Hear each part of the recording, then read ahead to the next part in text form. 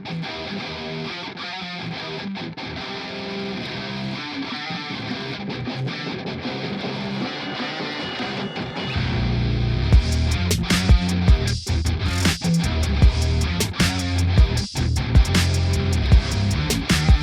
Pick Podcast, Picks and Perspective with Chris Johnson. Episode 29 with Andre Nieri. He shows me a really cool pick trick that you can try at home, and we talk about how improv should be planned. And you should check out his music on the Players Pick Podcast playlist on Spotify. Right on. How's it going, Andre? I'm doing very good, man. What about you? I'm great. Yeah, it's been a while, dude. Yeah, it's been a long while. It's good to hang and spend some time with you doing this because I know you're so busy running around the world now, and you're about to take off again. Yeah. How long are you gonna be gone this time? Dude, so I'm flying to Europe this Monday, and so after that, so I'll be staying in Europe for 15 days, and then I'm flying to China. Oh, wow. So, so in China, what I'm going to do there is I'm going to do clinics for MI. So it's going to be my first time there. It's going to be fun, man. It's my first time in China, so I don't know what to expect whatsoever, Dude. People, I've got like mixed feelings about it because people are like, I'm not sure if you're going to like the food. And some others say the opposite. So the food's great. You're like, oh, exactly, yeah. So I somewhere don't know in between, what probably. to expect. Yeah, it's gonna be like a different. I mean, it's just a different culture, and I'm so looking forward to it. And then I'm flying to South America for more shows and concerts and clinics, and back here in LA in the second week of January. Yeah, so it's gonna be busy. Wow. But that's all what I wanted to do in my life. So I'm very happy. Cool. Well, then it's not really that much work. It's just like you get to go on an adventure. It's just fun. Yeah. Oh man, that's cool. And how long has it been that you've been here from Brazil? So I was going like back and forth since, so I've been going, ever since 2013. Okay. So, but I made like the official move in 2017. So it's been like 2 years and a half. Yeah. Because I think we had contact when I was back at EMG, like before you moved from Brazil, I think. That was I think it was my first NAMM ever. Okay, yeah. I remember you, yeah. Yeah. I was playing this guitar called Dreamer. Do you remember That's that? right. That's what it was. It was Dreamer Guitars. Celso? Yep. Yeah. Yep. And Celso was like, hey, man, do you mind going to the EMG booth and talking to Chris and whatnot? And I didn't even know who you were at that time. And I was like, yeah, sure. So that's how we met. Yeah. And I remember kind of like you and was it Hussein Haddad, yeah. I think, and we're both like doing Dreamer stuff. I don't know if he actually came up to the NAMM or not, but no, I don't think so. Yeah. It was me and Celso. Got it. Yeah, and he brought a bunch of guitars by the booth and stuff, Yeah. and check that out. He's a cool builder too. Celso makes amazing guitars, but he's a very like specific builder, and he doesn't make a lot of small time guitar. Yeah, it's a very like he makes like I don't know how many a year, like 10 a year or something. Oh my like that. gosh, yeah. So he's taking his time, like yeah. That's good. That's like keeps the quality high, and he gets to do what he wants to do. I'm sure. Exactly, yeah. But it's very high quality. Cool, very high quality. And so and because now you're like, so are all the touring that you're doing right now? It's all for your own stuff. It's all your own clinics, or are you doing it with? For now, yeah. But I just did a tour with Virgil. We did East Coast and Canada. Cool. So it was a 5-week tour, 30 shows. It was kind of intense. It's a lot. Yeah. It was very intense. So we actually did like 17 gigs in a row with no day off in between. So that was brutal, man. I've never done that. I had never done that before. And I don't think I want to do that again. Yeah, it's too much on the body, too maybe. much, Or man. Yeah. I was gonna say, It's how too do you much. stay? How do you keep your arm and your hands and your fingers and everything in shape? Is it just reflex at that point, or do you do something? Yeah, it is. It's reflex. But as we were talking about earlier, so I had to move down to 9s Right. because I was just playing too much, and my ears were getting a little bit fatigued Got it. because I was playing 10s, and then I switched back to 9s, and it was all okay. So there a few things here and there that you got to do because otherwise you just get burned out. You said it was it a physical hand fatigue, or you said your ears were also fatiguing too? Physical. Physical. Yeah. Okay. Physical. Yeah. Yeah. Wow. And what strings are you using? I'm using Ernie balls right now. Ernie balls. Yeah. Okay. So just a regular set of 9s. Yeah. It's, I think they call it Super Slinky or something. Yeah. Okay. They make great strings. Oh yeah, they're amazing. Yeah. Amazing strings. But okay, this isn't a string podcast; it's a pick podcast. Now, Let's go to picks. Yeah. So I'd like to. I'm interested always in knowing a little bit about a player's history with guitar picks. Like, do you remember your first couple of guitar picks, or like who, like how did your relationship begin with a guitar pick? Was there a teacher or a father or uncle that gave you one? And then tell us how you got to play what you play now. Yeah. Well, so I started playing when I was around like 9 years old. And I actually don't remember which pick I was using at that time. It's been a while, because now, man, I'm 18 years old, so, I'm just kidding. But I remember, so I've been playing with Jazz 3s for quite a while now, and it was actually one of my teachers who really got me into playing with that pick. So I started using that pick around 2004. But before that, I remember that I was using this.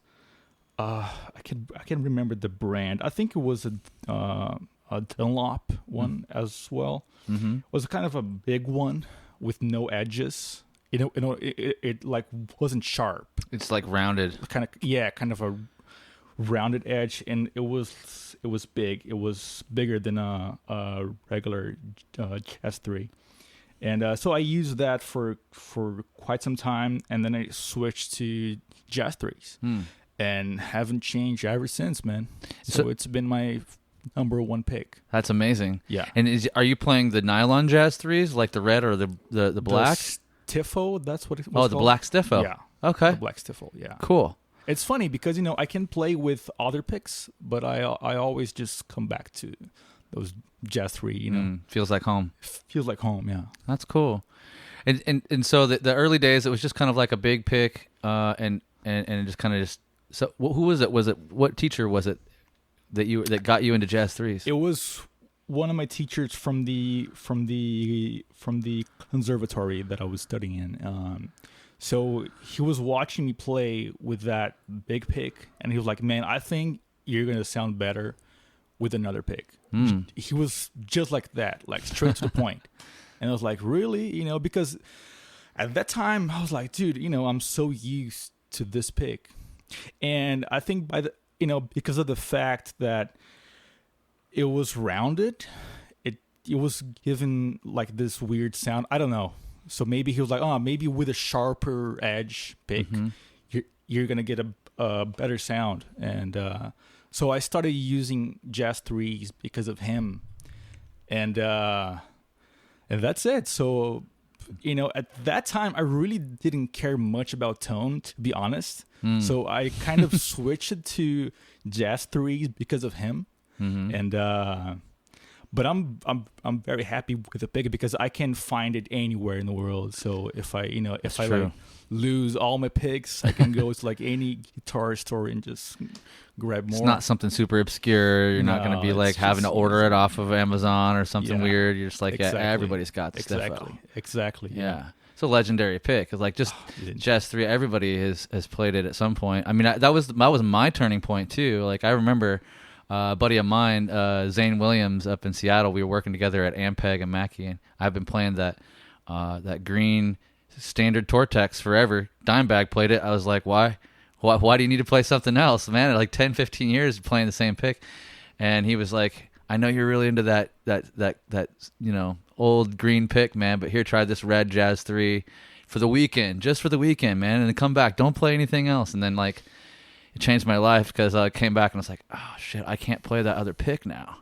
Like not really. You could, but like you didn't. It felt like it was less accurate, and like there was because once you take your get used to that smaller footprint or the smaller thumbprint, it's hard to go back to the larger pick. It is. I mean, but when I'm playing the acoustic guitar, I use a different pick. Okay. I use one of those similar to a Fender like medium pick. You know what I mean? The celluloid. Yeah. Yeah. Because I think it sounds better for like how do you call it? Strumming. Yeah. Have a little more flex. Yeah, it's a little better. But as far as electric guitars go, like Jazz 3s all the way. Cool. I'll send you home with a couple other Jazz 3 versions just to check out, just for fun. I've got a bunch of stuff around here. And like a bunch of my heroes, they use Jazz 3s as well. So Eric Johnson, Joe Bonamassa, John Petrucci as well. So I was like, yeah, maybe I'm in the right the right direction. Oh, totally. That's the right group of players. Yeah. Well, Petrucci's got like he's got like 3 other guitar picks since the Jazz 3. He was on the Jazz 3, then he made the Shield pick. But it's based off. And then he made another Jazz 3 pick. Yeah. And now he's got the Flow pick. So he's doing the Flow pick. What is that? That's it's this shape right here actually. That's the Tortex version, but hold on a second. I'll grab one. Okay.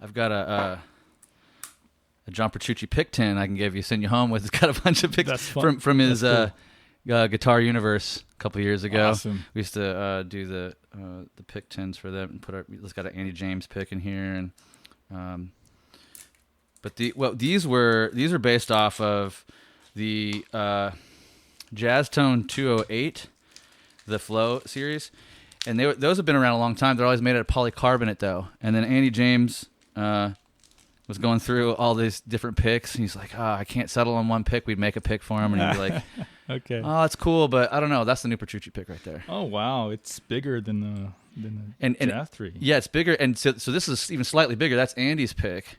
And so what happened is Andy went out and was hanging out with John, and he was like, oh, mate, look, Dunlop made me these picks, just take one of these, and he's like, oh, okay, cool.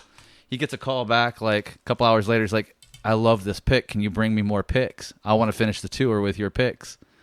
Oh, and wow. So Andy had to run out again, brought him a bag of picks, and then he called in and was like, hey, I love Andy's pick. I want the same pick, but I want a little bit smaller.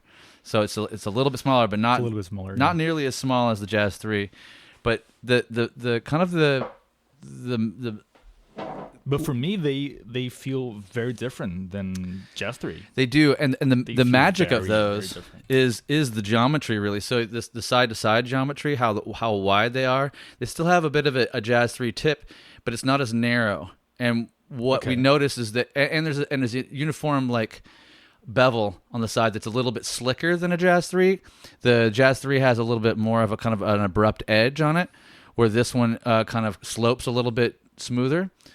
And between the sloping of that bevel and the geometry, it kind of keeps you above the strings a little bit more, so you can't slip down in there. There's something kind of magic about it that allows it to flow. But I'll send you home with a few to see if you agree or not. Okay, yeah, I do. I love how knowledgeable you are about picks, man. Like I wouldn't even like.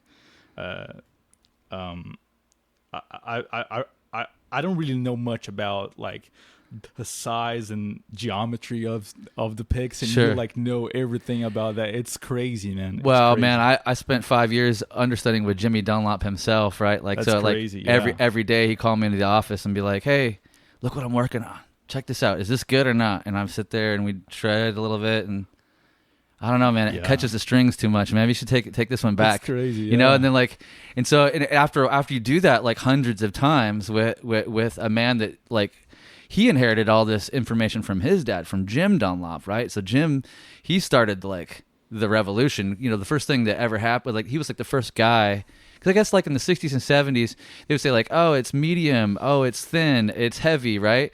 But then the Jim Dunlop came along and did Tortex. And when he did Tortex, he not only did he color code, but he also gave you the exact gauge. He said, "This is a set 0.73. Yeah. This is a 0.6. This is a 1.0. You can measure it, you know, and it'll be that way." So nobody else was willing to like state the actual millimeters on the thing, because they're like, there's like a tolerance, you know, and it's like that's kind of a medium, and that's kind of but they're not like maybe the exact same one, you know. So that he was kind of one of the things, and so you know you can imagine Jimmy growing up with his dad, obsessing over picks and slides and capos and the whole deal, how his life just like got infused with it. And then if you get a chance to, you know, to work with him like I did, it just changed my. I didn't think about this stuff either. Yeah. I didn't think about it. My buddy Zane said, "Oh well, you know, try the Jazz 3," and I was like, "Okay, cool. Now I play Jazz 3s," you know, but I didn't know why necessarily, other than the, you know. And then I went to work for Jimmy, and I was like, "Oh, dude, I thought I kind of knew about picks, but I don't know shit."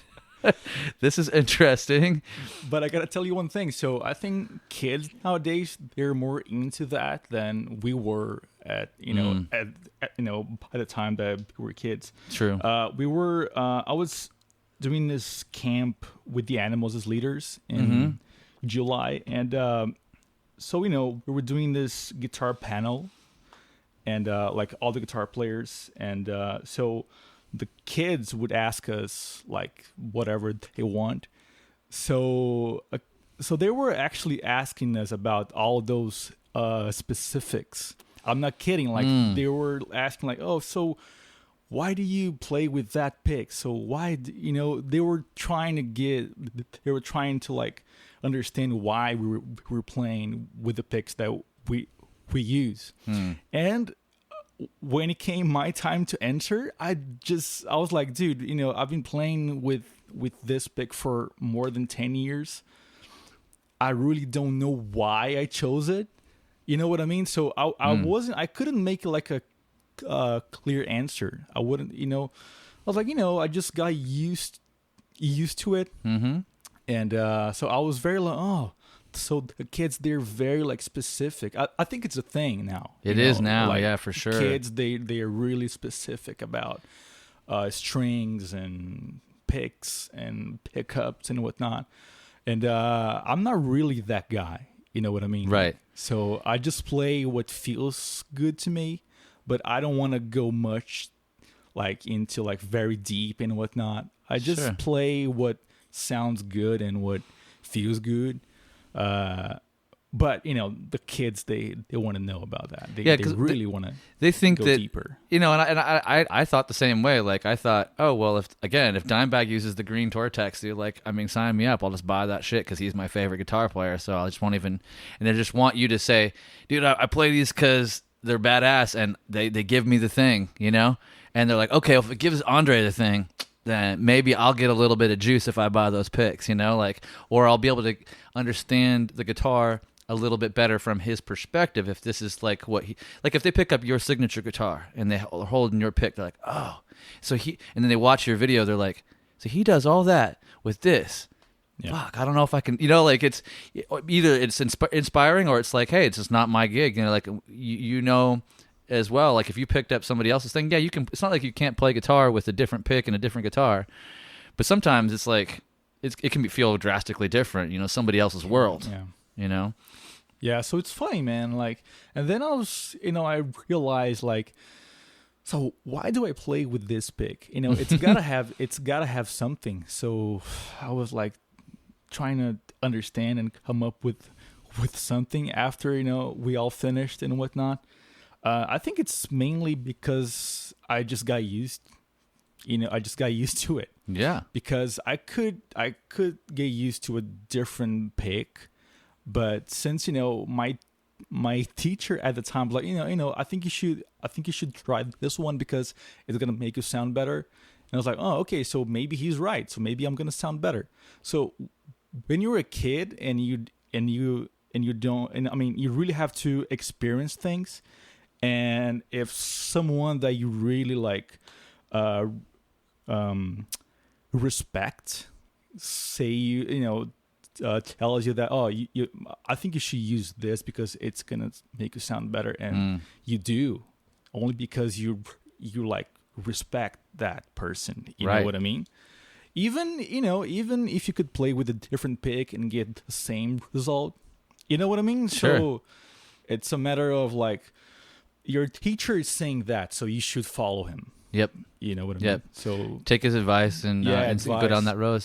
I mean, for me, it's now I'm in this wide open world. I'm always trying all these different picks. I still come back to these flow picks because I do believe that these are my favorite. Even though the Jazz 3 was my favorite for a long time, there's something more easeful about these. And working on the project with Andy and then having John jump in on it and go, yeah, I'm like, well, those two guys play pretty good, like it's kind of hard for me. And then I'm looking at it, I'm like, I'll go back and contrast, and I'm like, oh, for me, it has less drag on the strings. Like it feels it's smoother to me. I think it depends on the style you play as well. So if you're more of a melodic player, I think the pick doesn't really make a difference. You know what I mean? Mm-hmm. But if you're more of a fast player, then it does a lot. Right.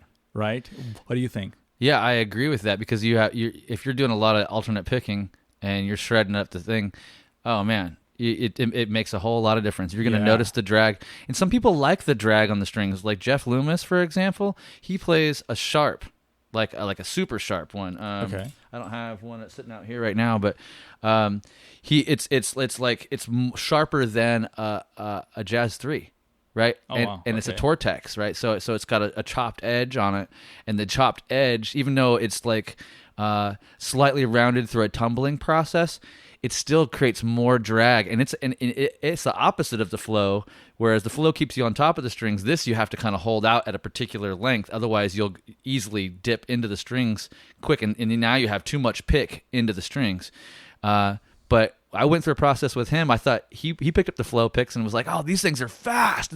Oh man, maybe I want a signature flow pick. And I'm like, oh, that'd be crazy, a Jeff Lomas signature flow pick. And then he's like, then he goes back to his other pick and he's like, oh, but it doesn't give me like the rasp and the riffing. So he couldn't get away. It's too smooth. It was too smooth for him because he's too metal, right? Like, so in the bottom end, he needed to, and so he kept with that. But if you're strictly a melodic player and you're like not trying to Andre Nieri it up, then like yeah, I don't think it matter. I mean, it does matter to a certain point, but it's not like vital. You know what I mean? Sure. But if you're a fast player, I mean, it definitely does matter. You know. And for me, since I use a lot of finger picking as well, I think it does help when the pick is smaller, because I don't know if you know what I do, so I kind of tuck the pick on my pinky. I was going to ask you about that because I was watching the Dream Theater solo again. Oh yeah, and it's so good. Like, let me just stop it for a second. I want you to tell me about that thing. But I was watching that again, and I was like, very few people in the world can do a John Petrucci solo and take it up a notch and like make it feel more interesting, or like the way that what you added didn't take away, like, because people might try to add stuff and they'll take away from their initial vibe of something, but you added in a way that like raised the vibration, didn't take away. Oh, thank you. And I watched you tuck the pinky. I was like, what is he doing there exactly? So tell me. Yeah, so it's very simple, to be honest. So whatever pick you have in your hand, so so this is the thing. So this technique comes from the acoustic, from the like Brazilian classical guitar. Oh. All right. So either I play with a pick or with these 4 fingers. Okay. So I was like, all right, so if I want to play with the 4 fingers on the electric guitar, so it makes sense to tuck the pick on the pinky, right? Mm-hmm. All right, so this is what I do then. So kind of slide it to the pinky. Okay. Slide it down. Slide it down. Oh, Jesus. My fingers don't work that way. Okay. I kind of got it, though. Yeah. Like that? That way you're free to play Finger pick. with the other. Yeah. And then you can grab it back. So you just press into it and slide it up. Yeah. Okay. Ugh. Okay, I'll have to practice just grab it back. And I think it's hard to like do it on the fly. Yeah. That's the hardest part because you really have to be fast. Dude, you make it look so simple. You know? Dude, that's like a magic trick in itself. It's kind of, yeah, that's what people tell me. Like, Yeah. every time, oh, dude, that looks like a magic trick.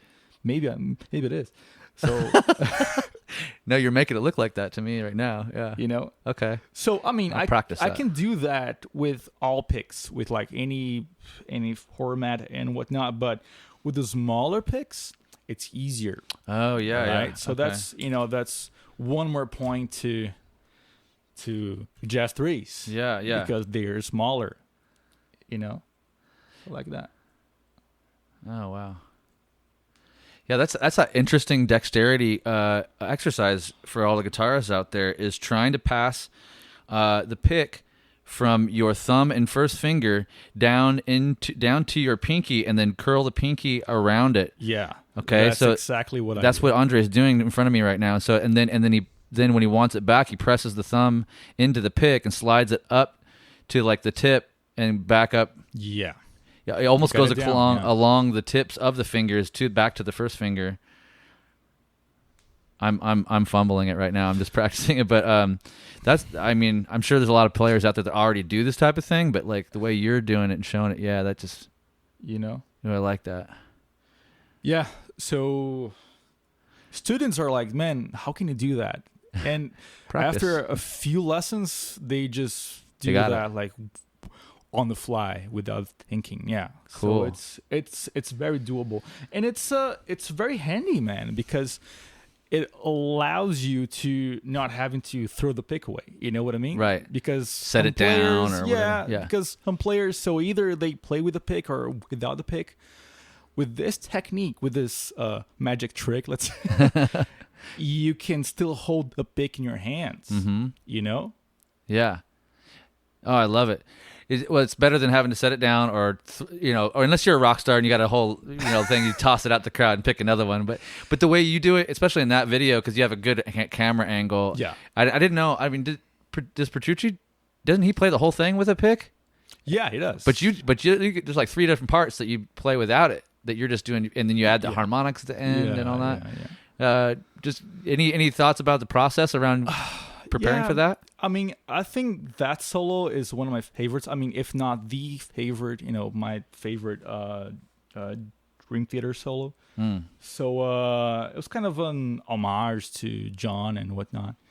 But at the same time, I didn't want to do like a folk, like a strict cover of the solo, because I'm more into like taking the solos and doing my own version of the solos, but still I want them to sound like the original solos. Right. All right. So I just want to add my own thing on top of the solo, but I don't want to make it how to call it, like not identified. You know what I mean? You don't want to be identical. You want it to kind of like, Yeah. You don't want it to be too far out, so you can't tell what it is. Yeah. I get it. So the way that I do it is, so I want to keep the most important parts, right? Yeah. So dude, I've been listening to that song ever since I was a kid. So I know, okay, so if I take that specific part out, it's gonna sound weird. So I'm keeping that. So that's what I did. So I chose like the most important parts of the solo, and I capped those parts, and I kind of improvised over the not so important parts. But and I kind of added my own thing to it. So that's how I do it. You know, cool. so I keep what I think are the most important parts and I kind of noodle. In a way, you kind of jazzed it up. Yeah, exactly. Even though it Yeah. doesn't feel like you jazzed it up. Like, I mean, like in the way that jazz guitar players or players in general like expand upon a theme, and you could go so far out and like you're like, this isn't even the same. Oh, they finally hit the head. Okay, I know what they're doing now.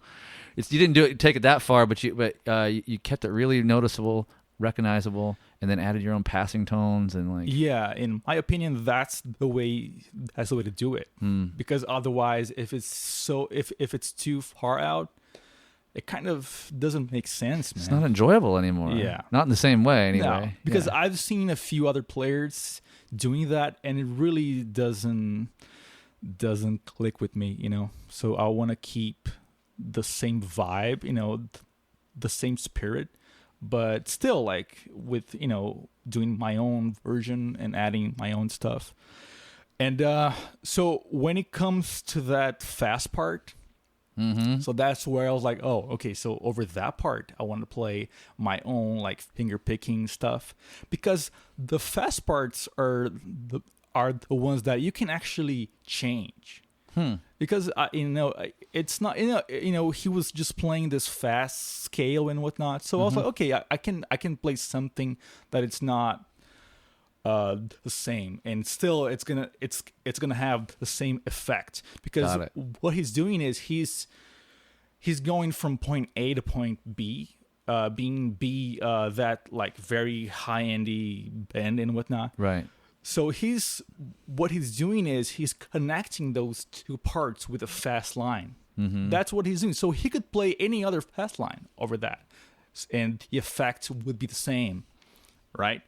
And if you think like that, okay, so I can play a different line. I don't have to play the same fast lick that he's playing. So that's where, you know, all those finger picked arpeggios come to play, you know, dude. And so I'm so happy, man, that it turned out to be like, because I was expecting a huge backlash from the fans. Really? Yeah, because, you know, I was kind of, you know, still, you know, I was retaining the vibe, but still I was like doing my own version and like adding my own stuff. I was like, I'm not sure if the fans are gonna like it. Right. Because especially when you deal with a band like that, like fans can be like hardcore, like very like Big time. So I was like, I'm not sure if the fans are gonna like it. And John's such an icon at this point, right? Like, it's kind of hard to. He has a lot of fans that are following him verbatim, and you know prefer to, probably want to hear people do something like exactly, you know. But like at the same time, like it's clear to like, hey, if you want to hear that, just like go listen to John, because he's obviously doing it that way. And for those that don't know, what we're talking about is the Another Day solo that Andre Nieri did. So look it up on YouTube. You can find it. It's incredible. So I had a few comments like that. It's like people are, what are you doing, man? You can change a solo like that. But that was like minimum. I mean, I had like only a few of those comments. Yeah. Like. I think the good news is that, again, had you done something quote unquote sacrilege, you know, in there, and like changed the wrong parts, you know, where it wasn't identifiable, and did, you know, then that would have been a cause for people to really backlash. But what you did was so artistic and so creative. And so, because you obviously know the solo inside out, because you couldn't recreate it that way without already knowing the spirit of it. Right, so I think it's a great homage. I think it's a great thing, and it's just like there's all these other great videos out there of you playing all these great things, but then you come to this thing, and if you know that solo like I do, I grew up with that same album and those earlier albums, and it's like, it's heart-wrenching. It's one of my favorite ones. It's very emotive too, you know, so you kept that emotion. Yeah, thank you, man. And that was my point. I was like, you know, you don't have to play the exact same solo. You gotta, you know, I think it's important to like input your own like own personality into it. It doesn't have to be like a note per note cover all the time. You know, sometimes you can add your own stuff to it. And it's even better because, people are gonna, oh, so he can do that. Oh, that's great. You know what I mean? Mm-hmm. So, Give license for other people to try to get creative that way too. I mean, I'm not saying that if you do like a note per note cover, you're doing it wrong. I'm not saying that. Of course not. But if you want to express your personality and whatnot, I think you should start doing that. Like taking a solo that you love, or any other song. It doesn't have to be a solo. It can be a song. And you might want to like input your own personality to it, to a certain point where it still like sounds like the original song, but with your own personality into it. So, right. Would you recommend players to like probably first learn the song the original way mostly before kind of taking off, or would you go into a project like that kind of just I doing think your own thing? I think it's better if you really know the song. Right. You know what I mean? Like really like you gotta like the song. Like Sure. really you gotta love the song, because otherwise it just won't flow. And you gotta know the song, you gotta listen to it a million times, and because that's one of my favorite solos, so that's why I did it. It makes sense. And I want to do the same thing with other solos as well. Cool. I look forward to that. Let's see what I can come up with, because I do have this.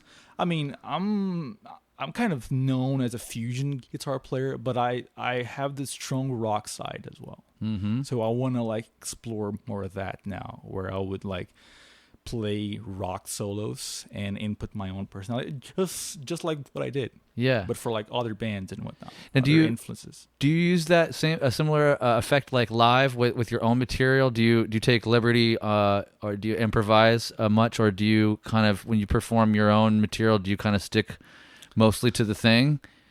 Or it depends on the song.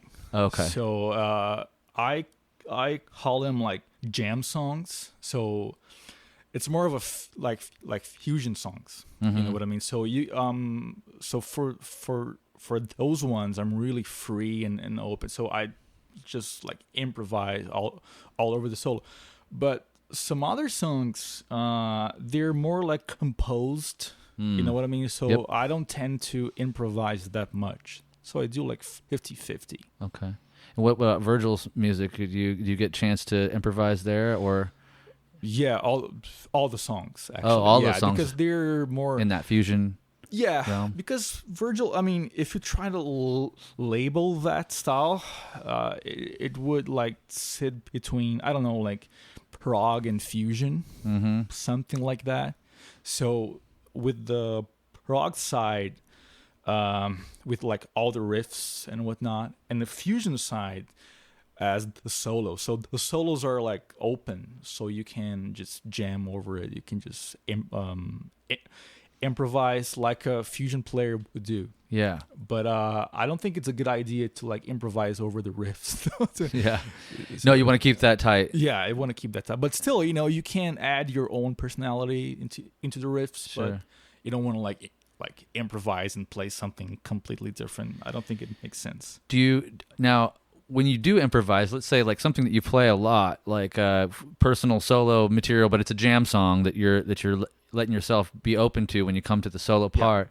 When you get to that part, do you kind of hold on to some of the melodic content that you kind of establish maybe in a recording, or do you allow yourself to kind of approach it kind of free and fresh and not follow that guideline at all when you hit it sometimes? I can do both, actually. Really? So, yeah.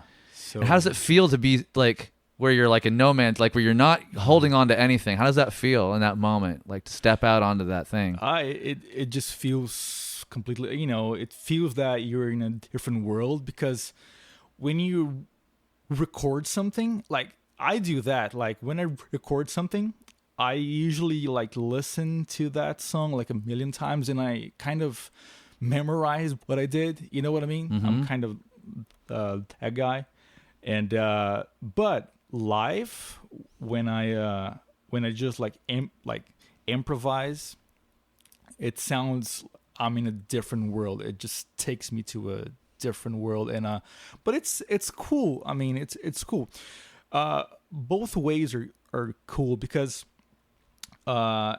if you stick to the first option, which is like try to play some of the original parts and whatnot, it's more recognizable for the fans, Sure. right? Okay. So Yeah, the that makes fans sense. are more into it. But at the same time, if you play something completely different, it's different for you and for the fans as well. So the fans are like, oh, that's different from the record. Oh yeah, I like that because it's different. Mm-hmm. So you just have to take a risk, man. You never know, because I've had like fans coming up to me and saying like, oh dude, I love what you did because you actually kept the same lines, you kind of added your thing.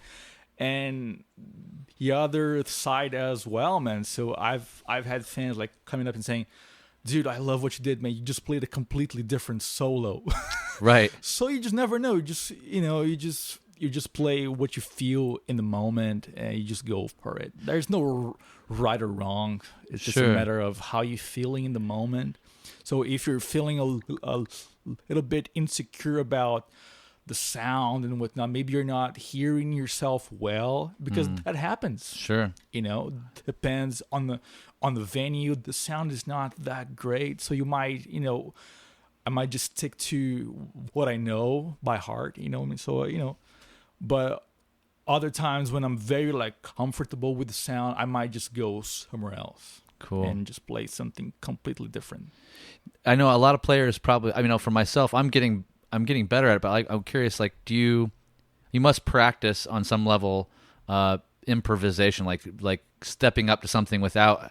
Or do you have like, is it just like where you start playing and you hear the first thing that you play and then that just leads you to the next thing and the next thing? Yeah. Or is it kind of that way, or do you have like an idea that I'm going to do something different this time? It is. Okay. I mean, yeah, it is. I think it's a mixture of things that you already know and things that you really like come up on the fly. You Yeah. know what I mean?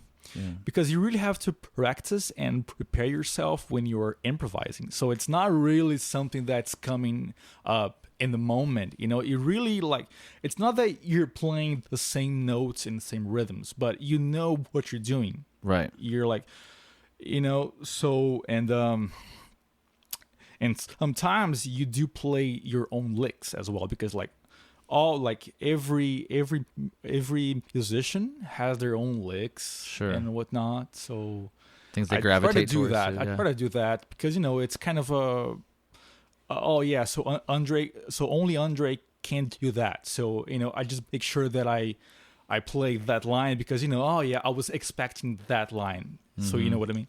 It's the same thing as going to like a Pat Metheny concert, and you expect that he's gonna play all those like signature lines and whatnot. That happens to like every guitar player and every musician.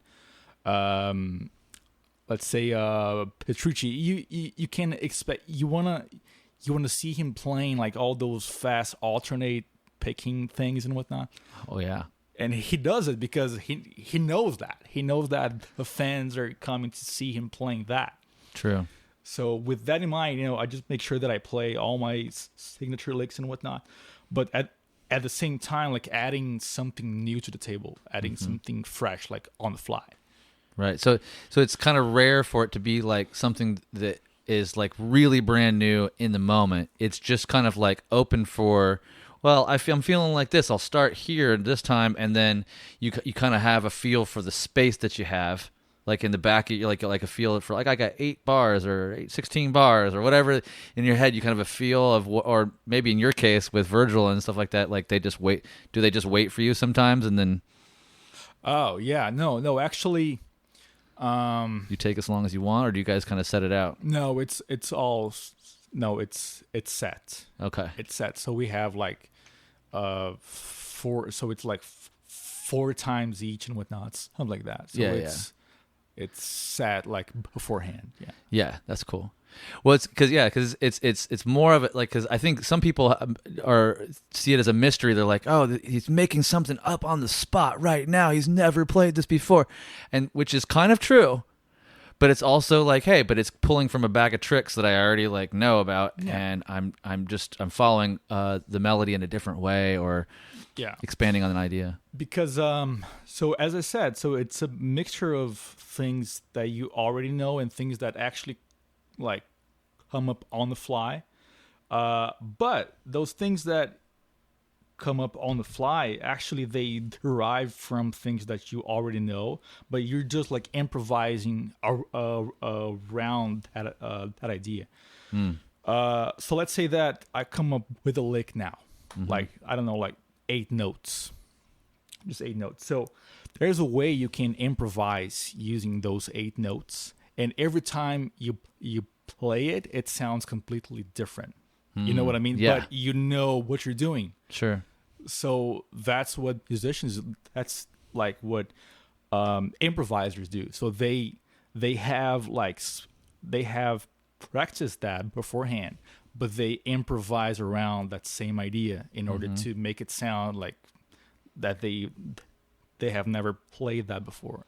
Right. But because I don't think it's possible, man, to create something that you've never played. I don't know.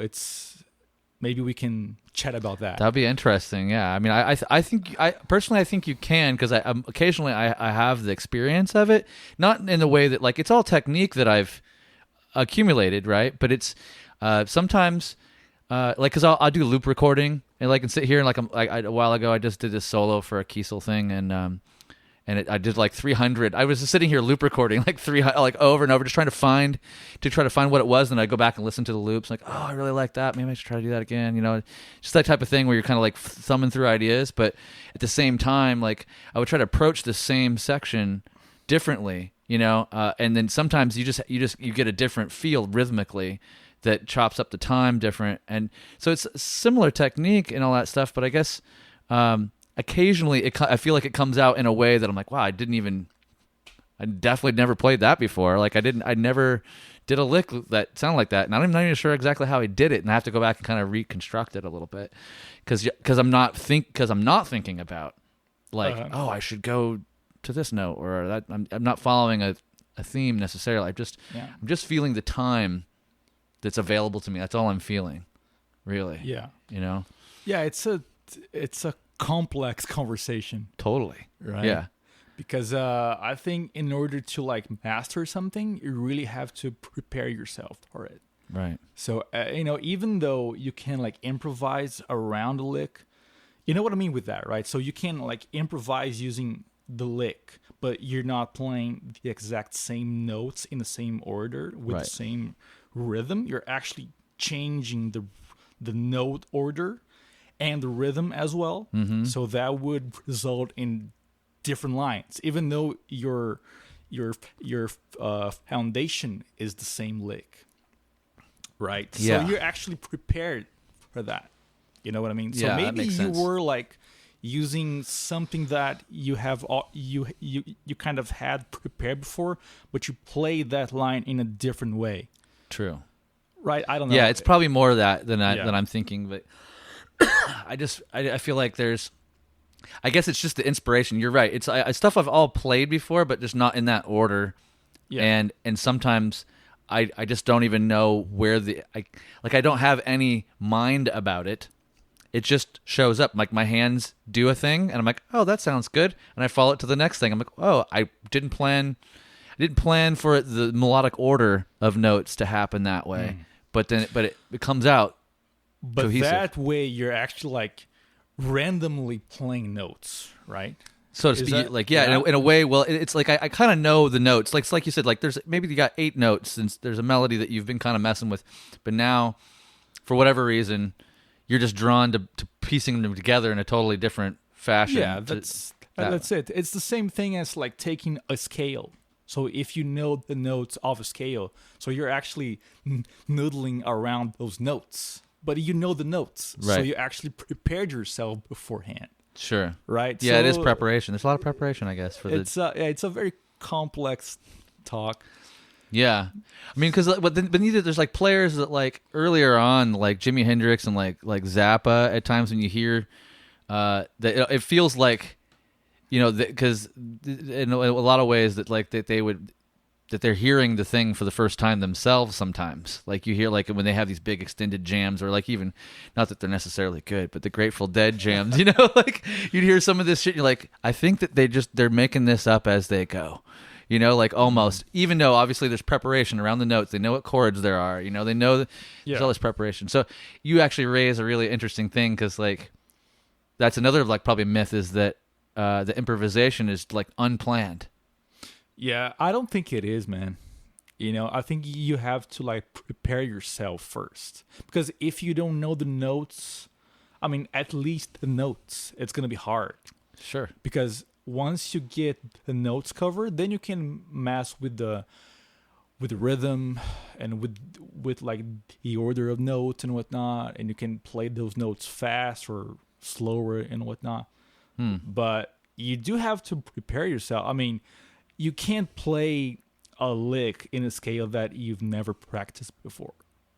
Right.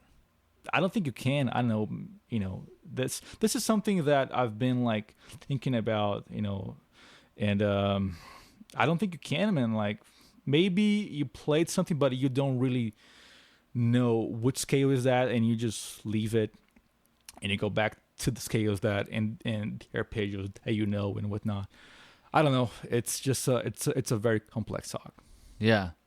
You know, there's just a lot happening and transpiring while you're trying to navigate chord changes or like just make decisions on what it is that you're going to work with. But yeah, I guess you know, just keep trying out there. Yeah. Keep practicing.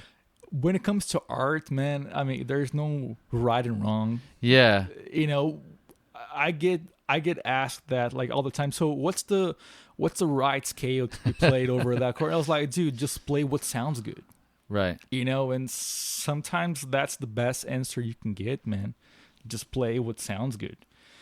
And sometimes I get asked by students like, oh, so why do that, you know, like certain player play that lick over that specific chord and whatnot.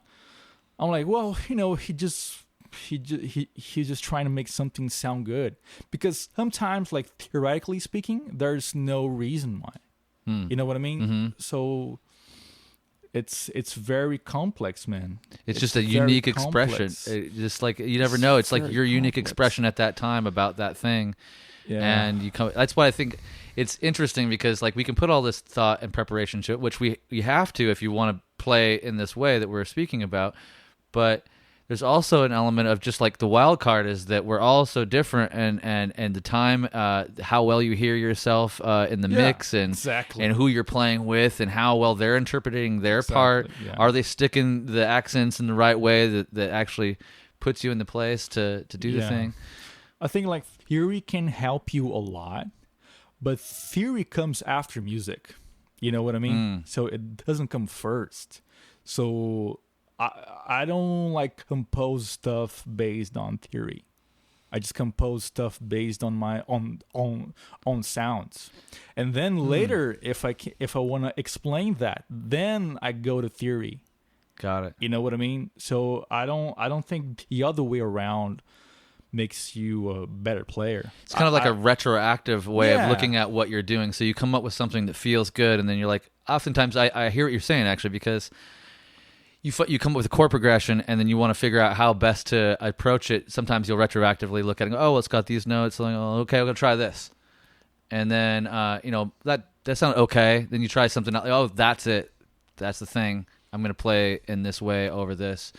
And then you kind of find that scale or that works harmonically, melodically. But it doesn't necessarily, it shouldn't necessarily, what you're saying is it shouldn't necessarily be the crux from where you try to make your music, because you're going to be thinking too much. Exactly. And when you think too much, you don't play too much. You know, you just think. You just keep thinking, and you just can't express yourself. So, dude, I get that question all the time from my students, man.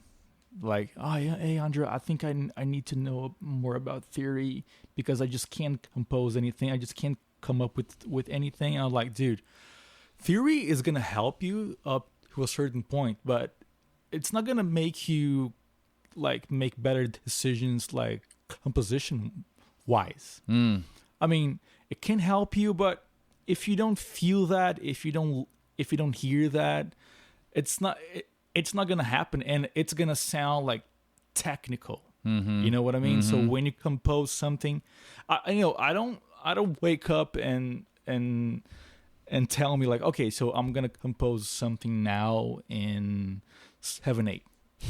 That doesn't work for me. You know, Right. I just grab my guitar and start playing, and the moment that I noticed that, oh, that's cool, so I can take that little part and expand it to, to like different, like, and eventually it can just like become a song and whatnot. And then if I want to explain that to my students, then I go to theory. Then I was like, okay, so on this part, I was using that scale and that chord and whatnot. And that scale and that chord create this atmosphere and that vibe. So, so people try to do the opposite way. They want to go to theory first. And Do you think it's because like we want to be told kind of what to do the right way? Like yeah, you want a guideline, and you're like, you have to tear them around. And you're like, man, there's no real right way, man. There's no right way, and there's no wrong way either. Yeah. Yeah.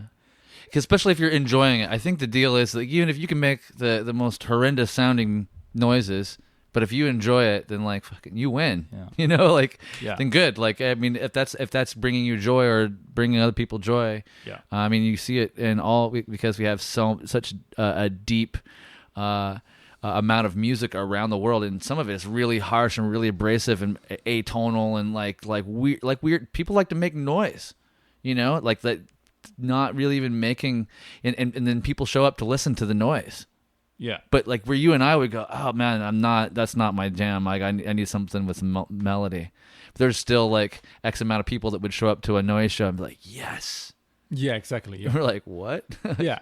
But for my experience, I think the more like theoretical you think, the more technical your music sounds like, from my point of view. Yeah. So it's like you can hear the it's almost like robotic, following the rules type of thing in the music. I see. Yeah. But I can see that there's a market for that as well, but that people, who really dig that kind of sound as well. Sure. So it's really a personal taste. You know, it all comes down to personal taste, man. In music, it really comes down to personal taste. So that's it. What with all this touring, man, like and doing, you're like living your dream now, like you're doing the thing that you came to America to do and go and tour the world. Like do you have any like any insights that you could give us, or like anything? Is there anything that kind of helps you keep it together? I mean, do you have an exercise or an eating regimen, or like is it booze and broads? I mean, like what keeps Andre going? Yeah, I mean, you have to take care of yourself. Yeah, you're right. So not like overeating. Don't overeat. Don't overdrink. I mean, especially when you are on tours and whatnot. Oh man, yeah. Just make sure that you can play the next gig, because we're not rock stars, right? Right. We're not rock stars, man. The budget is always like very short and whatnot. So you just have to take care of yourself. Just take care of yourself, man. I'm not saying that you don't make money. Sure.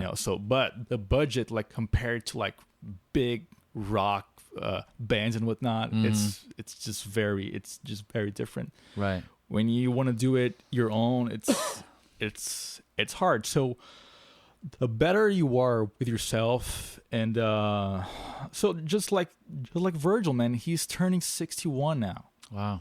And he's fit, and he can go, I don't know, for how long more? I mean, he can, I don't know, that guy, hours. He can just go for hours, and he'll continue working for years and years. So if you want to do it as a lifetime thing, you really should take care of yourself, your body, like body and and mind. Like especially on tour, you don't want to go off board. How about spiritually or philosophically? Do you have anything that you live by, or you were raised in? Okay, so this is something that really helped me. I mean, it may sound a little bit cliche, but so don't compare yourself to others. That's really like a lot of my students do that. They're like they just keep comparing themselves to me, and I'm like, dude, we're different persons, different backgrounds, different countries, different everything. Yeah.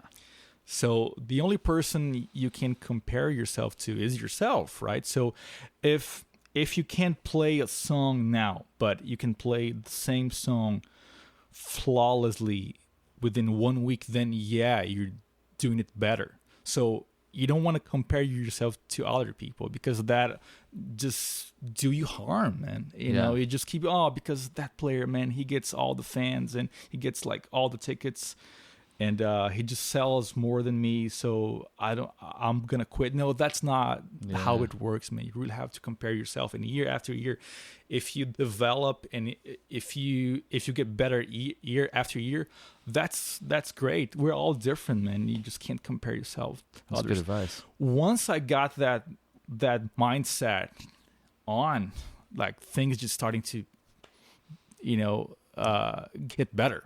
You felt like it blossomed for you once you adopted that for yourself. Because I wasn't like comparing myself to other players that are like in the same age as me, or same playing, same style and whatnot. So I used to compare. This is something that I'm kind of ashamed of, because I was like, because there's no point of comparing, like keep comparing yourself to others.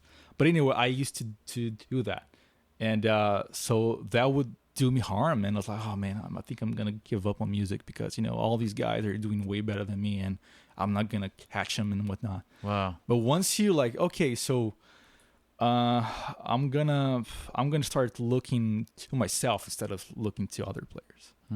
That was like the turning point for me. Wow. I'm sure there's a lot of people out there going, wow, Andre thought that way about other players because they think that way about you. They're like, Andre is or where I want to be, and like, so I'm sure it's easy, and it's probably good to hear you say that you had gone through that phase too.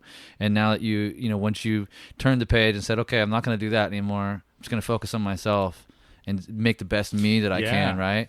And then now, look, that's really been, you said that's the thing that like changed everything. Yeah, because when you get that, you really focus on yourself and you do things and you make it happen. Because otherwise you're just, oh man, but I'm never going to get to that level. No, so this is not for me. No, I'm going to give up. I'm going to do something else. And eventually you can just give up. So like, have you ever thought of like how many people just gave up, and right? Many. I can tell. Like I know many people who just gave up because they thought they were not that good, and they just gave up and whatnot. So this is a very important tip. So just look into yourself, man, and try to develop your art and your craft one step after the other, and eventually you get things going. Yeah. So so I'm flying at Europe right now. I mean, not right now, but we're on the plane right now. Not right now. I'm gonna catch the next one's back. So I'll be flying to Europe, and so that's gonna be my first like quote unquote like big clinic tour. Cool. So I don't care about what the others are doing, if they're doing like bigger tours. I just care about what I'm doing now, and this is my first big tour, and I'm so freaking happy about that. Oh man, congratulations. Yeah, it's a big deal. So all I want to do now is just push that into like getting more gigs and more stuff, more records, more videos, and more then you just develop from that. You just compare yourself to compare yourself to yourself. So what I was doing 3 years ago. So I wasn't here. I wasn't doing solo clinic tours. I wasn't doing China tours. I wasn't doing any of this. But now I'm doing. So yeah, good. You know? Yeah. I like that outlook. In another way, I just thinking as I'm listening to you talk, because when you put your energy on somebody else, you're letting your vital energy get wasted on worrying about somebody else's game plan. You know, when that vital energy could be used constructively on your own game plan. It's like that's kind of how I'm like interpreting it right now. It's like you could put all that worry and that like jealousy or the shame or whatever that you might be feeling around and stuff. Oh, I'm not good.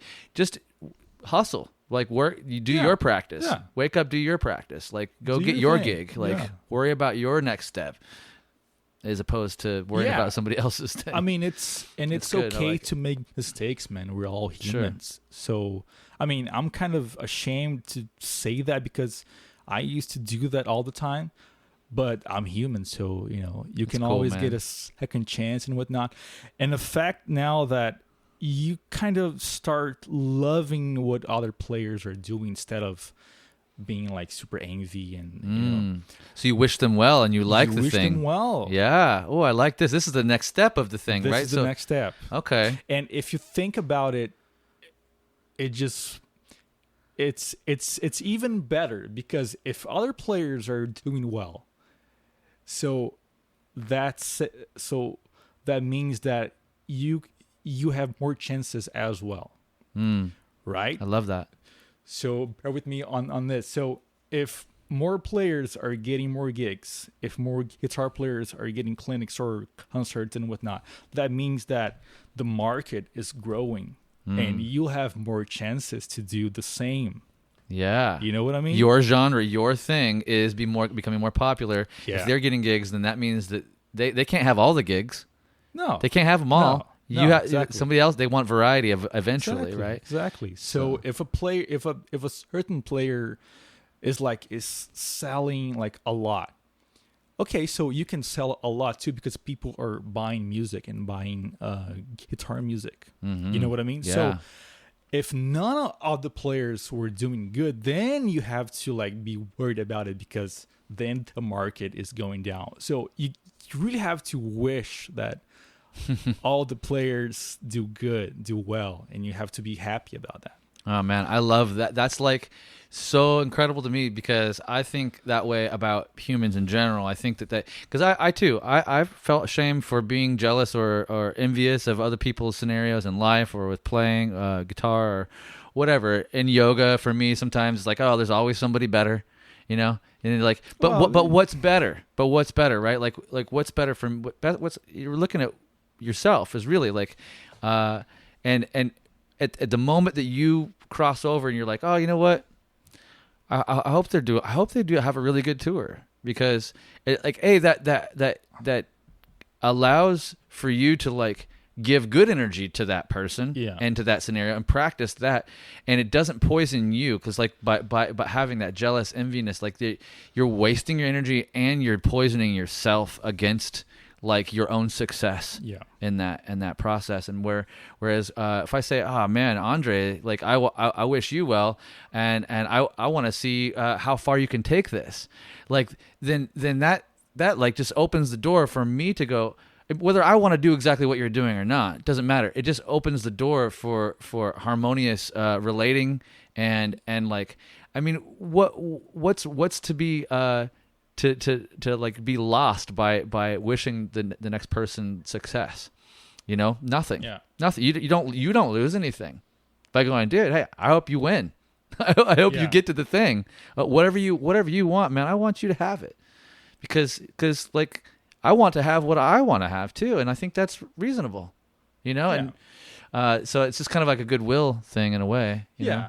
But on the market side as well. So if a lot of people are doing great in their craft, so that means that so there is a market happening, right, growing, and you can do good as well because there are people consuming that kind of music and whatnot. So So there's no point of like wishing bad something, like, oh, yeah. like this podcast, man. So I've seen all those names on the, on the wall, Yeah. So I'm so happy that those guys are doing well, Right. right? Yeah. Because so if they're doing well and they're here, so that means that I can do well too, and I can be here. Yeah.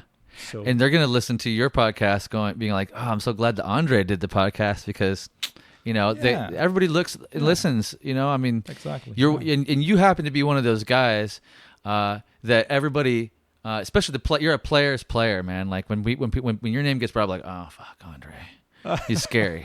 He's scary. He scares me, man. Like what? How is anybody supposed to be? In a positive way. And we joke about it, like not in like a negative way. It's always like, damn. Like, and I think it's funny because there's so many sick Brazilian players. Like, what's up with, was it Matias Yeah. Asado? Mateus Asato. Yeah. Yeah. We got Kiko Loureiro. What's that? Kiko Loureiro. Oh, Kiko. Kiko. Yeah. Lari Basilio. Yeah, Lottie. Arthur Menezes and what? Dude, he's amazing too. Yeah, all these guys, and they all live here. Yeah. So and I'm super happy for them. Like Mateus is doing amazing. Kiko is doing amazing. Every one of them is doing amazing. Yeah. And I'm just wishing them, to do even better. Right. Yeah. Is there And, something in the water in Brazil, or is there a secret from you guys that? Actually, there's something in the water. Can in you- Brazil, man. Yeah. yeah? It's dirty. Oh, That's what. it's like some sort of it builds some sort of internal grit Yeah. in you, and so when you come here and you Yes. drink this clean water, you just blossom. Exactly. And the good thing about it is that we don't get sick here in the West because our system is just so strong now. That Oh we yeah, drink, yeah. Wait, that's good for you, man. You'll be the last one standing. We'll be all be So stuck with like, some sort I of don't flu need virus. any health insurance in a way. Hey, don't say that, man. Musicians need No, health no, insurance. yeah. You do. Do you go back to Brazil much? Yeah, I go back like every 5 months. Yeah. 5-6 months. Lots of yeah. family. Yeah, Did any of your family come up? not yet. Just you, huh? Yeah, Yeah. just me. And what do you? I'd be interested to know about some music that you're listening to and like players that you really look up to. I know that there's you can tell me whatever you want, but I'm always kind of interested in like underdogs. Like if you got anybody that not a lot of people know about, I would love to hear about them. Especially. You mean like now or Yeah, like it could be nowadays or it could be any era, but like what are some like music recommendations for the players out there that people might not know about? That you might like. Oh, you know what? You should check out these guys because okay. There's this Brazilian dude. He's been around for a while now, and he's one of my main influences when it comes to Brazilian acoustic guitar. okay, Okay, and he plays with the thumb over the neck and whatnot. Oh, All that cool. stuff. His name is Marcus Tardelli. So it's Marcus, Okay, and then Tardelli, which is Tardeli. perfect. And he's just a monster on acoustic guitar, like Brazilian acoustic guitar, and he's one of my main influences when it comes to Brazilian style, and he's not like worldwide known. Okay. So you might want to check him out. Can I find him on Spotify Yeah, and you Apple? can. You can. Okay. You can. Awesome. But it's more of a Brazilian thing. Yeah. Now for electric guitar, man. Real quick, what would you say sets Brazilian guitar apart? Is it rhythmic, or is there a melodic component that I think it's both. it's both, right? Yeah, But like it's I both. know a lot of it is like kind of like a feel rhythm. Yeah. Is there anything that you could point to that would like? Okay, so there's one thing. So one thing we do, which is like very, very Brazilian to do. So let's say that you're playing like full 16th notes. Okay. We tend to accent either the second or the fourth. So Yeah, instead of the 1 and the 3. So 1, 2, 3, 4, 1, 2, 3, 4, 1, 2, 3, or the fourth, which would be. Oh, interesting. So I kind of do that. I mean, even though you can actually do that in like other styles as well, like Sure. rock and fusion and whatnot. So this is something that we do. It's I think it comes from like samba and all those styles. Nice. So that's a very nice tip. So if you wanna Listen for it, because I want to go listen to this Marcus gentleman Tardelli. Yeah. Right, and I can maybe try to pick out some of that. A lot of that. Okay. A lot of that. Cool. Of that. So a lot of like accents. So and Okay. by doing that only, you can actually just by doing one specific accent in one of those extinct notes. Okay. And so that's a simple thing to do actually.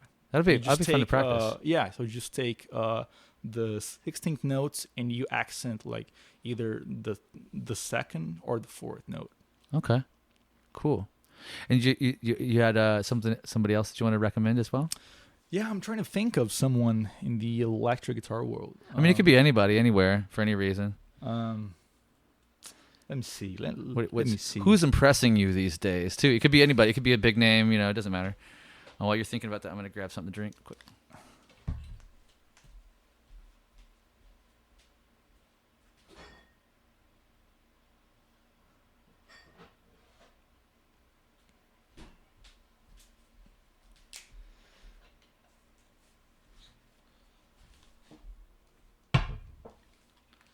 I mean, on all the, is there anybody that's impressed you, like opening for you on tour, or like that you met out and about that way? Not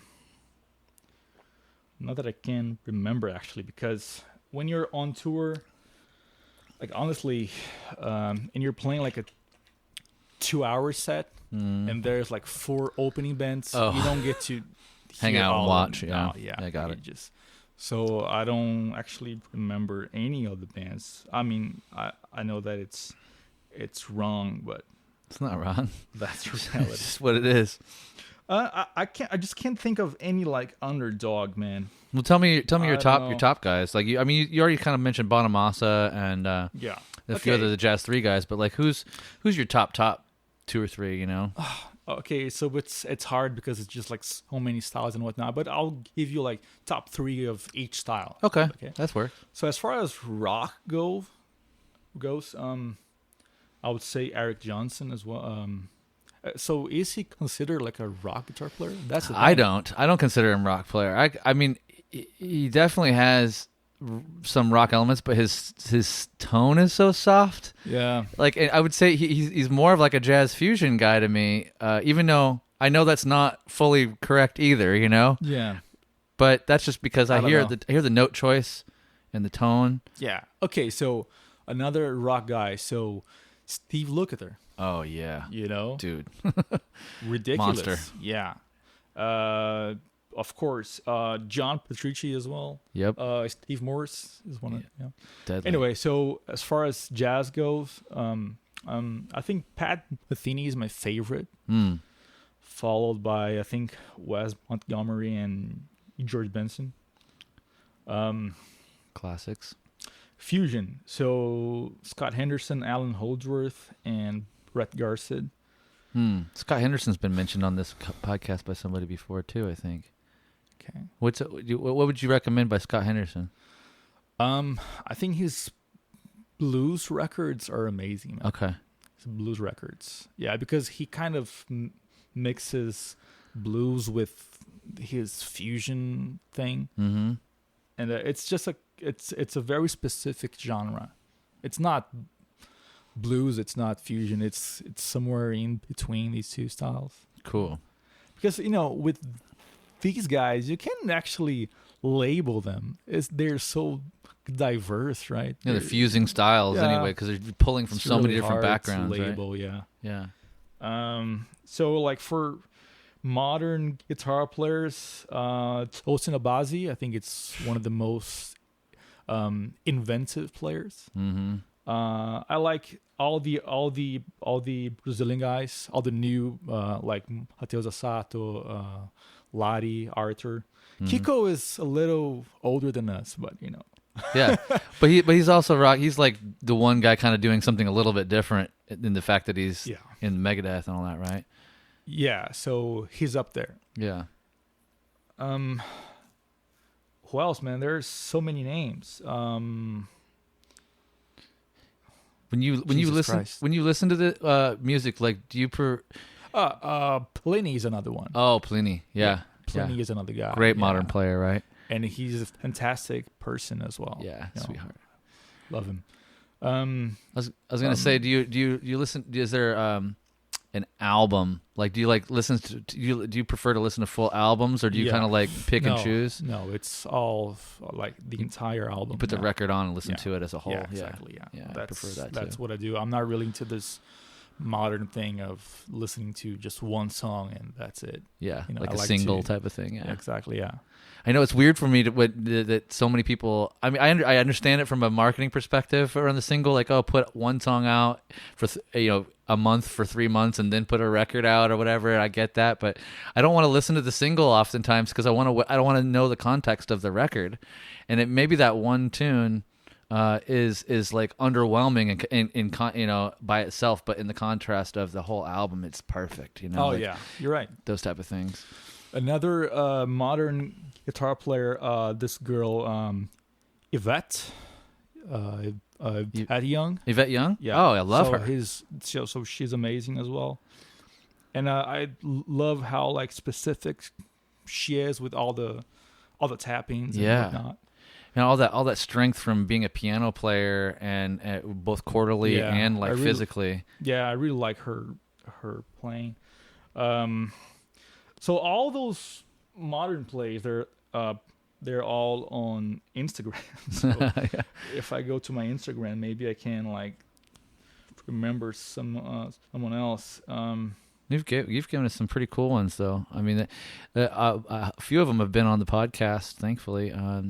Tosin and Yvette and Lari's going to come on at some point. Awesome. She's been really busy. But who else? Yeah, I mean, from what I can remember right now, maybe I'm missing out on someone, but those are like the top 3 from each genre. It's really hard to pick, man. Yeah, it's really hard to pick. No, it is, especially when you're a diverse player that has like you're pulling from all these different backgrounds and like classical stuff too, right? Like you've done some classical. I mean, do you have any obscure classical guitar players that you would recommend? Obscure classical. I mean, as far as classical guitar players go, I'm more into the Brazilian side of things. So I know more about Brazilian classical guitar players than actual classical guitar players. That makes sense. I actually don't know how to describe that genre. I don't know if it's classical guitar play. I don't know if it's like Brazilian music or Brazilian classical guitar music. I just never know what to say, what to like label that kind of music. So there are a few. There's this guy, man. This Brazilian guy called Yamandu Costa. Okay. Have you ever heard of him? No. Insane. Is it Yamandu Costa? Yeah. Okay. Another amazing guy. And so he's fairly young. Like he's on his 40s now. Okay. But he's been around for a while. Like his first record, I don't know, like he was like on his teens or something like that. Oh, really? Yeah, he's been around for a while. Wow. And he's very famous in Brazil. Like very, very famous. And that's pretty much it, man. I mean, that's cool though. I'm pretty sure that the moment I walked out from this room, like I should have said 100 names. I'm the same way. Gonna appear in my head. So I'm the same way. Well, I'll ask you one more question and then we'll wrap it up. But I'm curious, what do you think happens to us when we die? I don't know, man. Have you ever died? I mean, I haven't yet, but I'm curious because it's like it's the big elephant in the room, right? It's the thing that like that's gonna happen to everyone and everything. Okay, yeah. I mean, but we don't know. I just can't. We never know. We never know what's gonna happen. It's a big question mark for all of us. Yeah. Right. What do you hope happens? How about that? What do you hope happens? I don't know, man. I just hope that I can. You know what? Like I hope that I can live another life, because it's just so good to live, right? You don't want to die and that's it. You want to. So you hope it goes on somehow. Again. Yeah, it just goes on somehow, like either like on Earth or in a different place. Yeah. You know, I just hope that we just we can go on with this and not just disappear forever. Yeah, just like emptiness. That would. Yeah. Got it. No, that's cool. I me too. Like that's basically. I'm like I have no clue, but I like asking people because it's an interesting thing that we don't. I mean, we talk about it a little bit here and there, like in society, but not a lot. Like not a lot. We're not really, because I think it's mostly out of fear.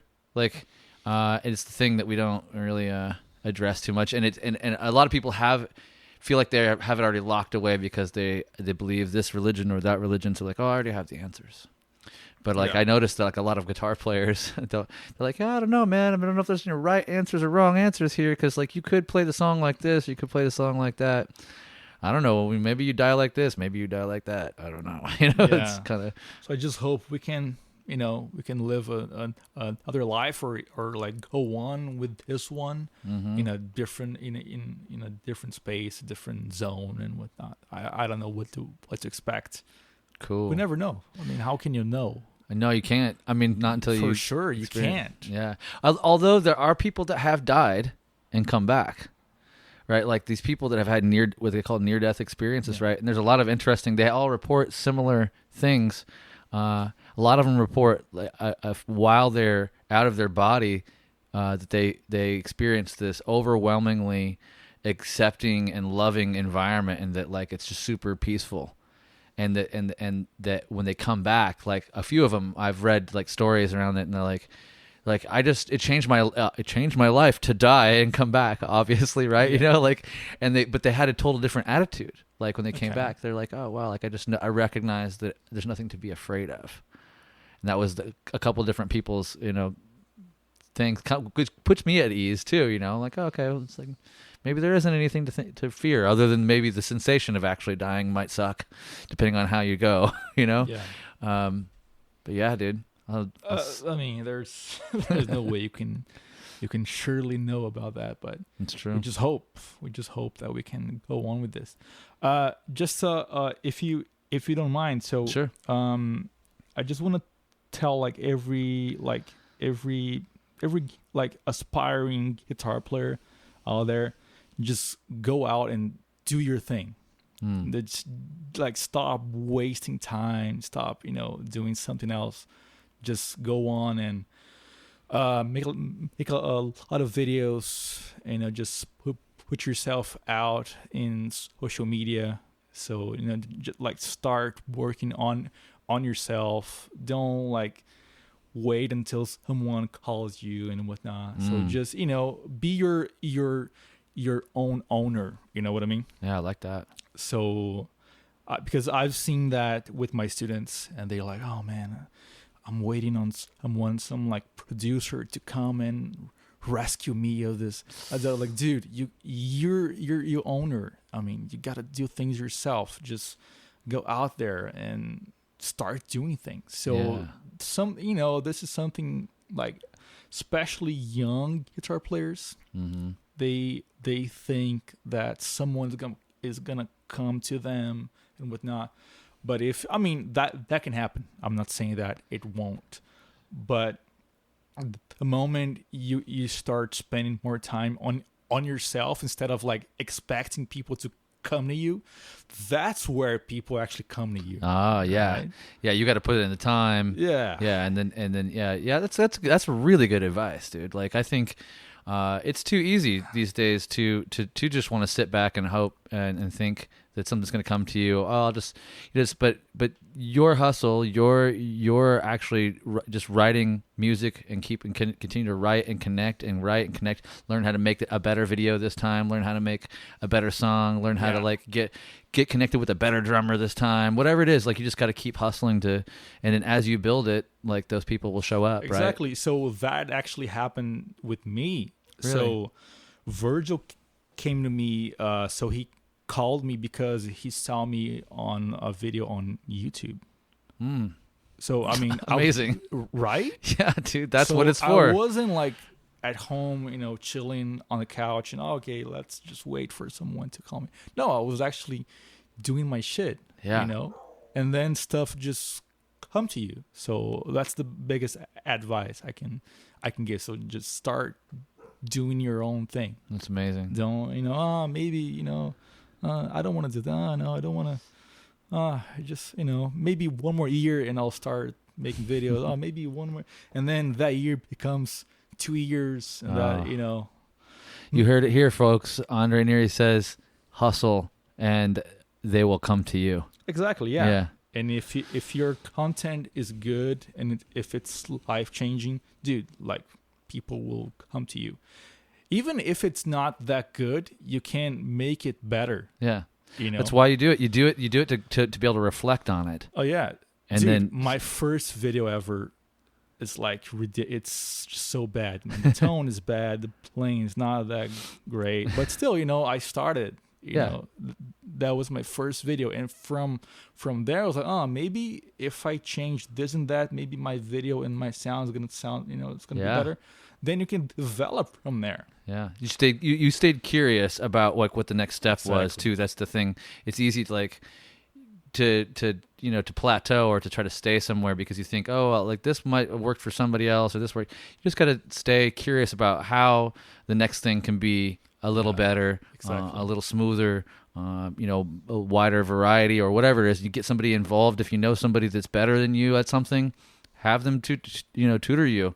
Have somebody that knows how to make videos show you how to edit, or whatever the deal is. And there's always someone that is better than you. Always. Yeah. So that's why, you don't want to compare yourself to others. Yeah. So you want to learn from others.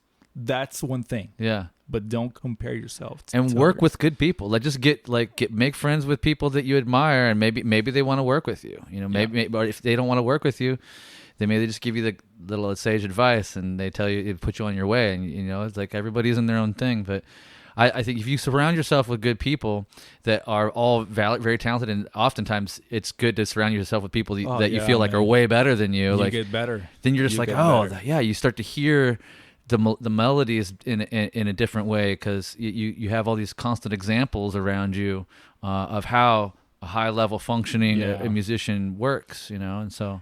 So another thing, so if you compare yourself to others and they're better than you want to give up. And if you compare yourself to others and they're worse than you, then you're like, and then you relax because they, it's a that false you're sense. better. Yeah. So you just end up like doing nothing. So it's not good. It's really not good to compare yourself to others. So that's what I said. So compare yourself to yourself.